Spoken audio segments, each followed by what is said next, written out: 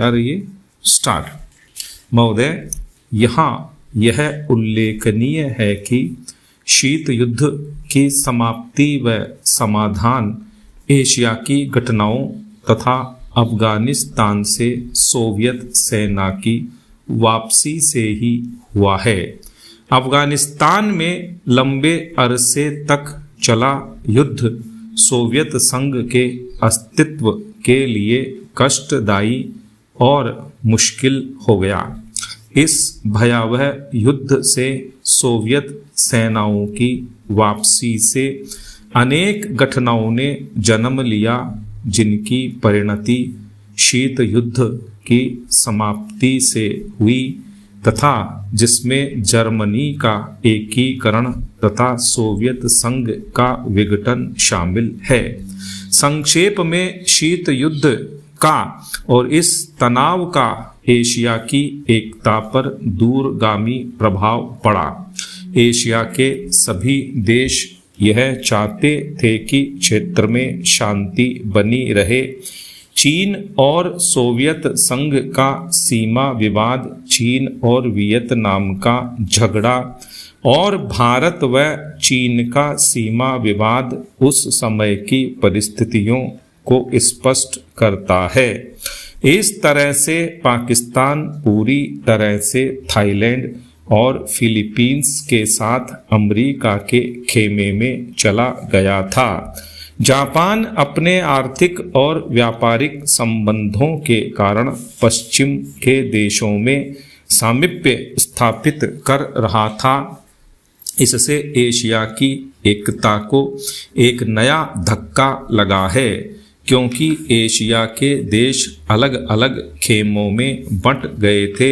1960 के दशक में एक नया मोड़ आया, जब शीत युद्ध के समय में आसियान के नाम से एक नए गुट का प्रादुर्भाव हुआ।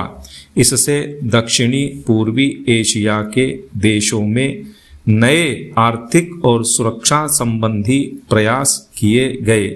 इन देशों में सांस्कृतिक एक रूपता की वजह से भी एक नए गुट ने जन्म लिया, लेकिन यह कहना कठिन होगा कि इन दक्षिण पूर्वी एशियाई देशों से समूचे एशिया की पहचान या एकता बनाने में सहायता मिली है या उससे धक्का लगा है, क्योंकि इन देशों ने अपनी नीति बहुत स्पष्ट नहीं की और केवल अपने ही गुट के अंदर भूमि पुत्र नीति को जन्म दिया। भारत भी अब आसियान का सहयोगी सदस्य बनने जा रहा है। पैरा, भारत की पहल से दक्षिण एशियाई सहयोग संगठन सार्क की स्थापना सन 1985 में की गई, जिसके फलस्वरूप पड़ोसी देशों के आपसी सहयोग के लिए नया वातावरण तैयार हुआ। यह प्रयास शनिह शनिह उपयोगी रूप लेता जा रहा है, जो एशिया की पहचान बनाने की ओर महत्वपूर्ण कदम है। व्यापार, निवेश, तकनीकी ज्ञान, संचार माध्यमों में बढ़ोतरी ने विश्व गांव के विचार को भी पैदा किया।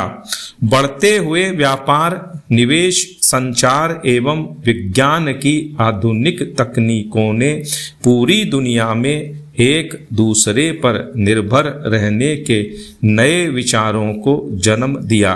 अंग्रेजी भाषा, हॉलीवुड, कंप्यूटर्स और उपभोक्ता संस्कृति ने पूरे विश्व को प्रभावित किया, जिससे देशों में फासले कम हुए, संस्कृति और सभ्यता भी प्रभावित हुई।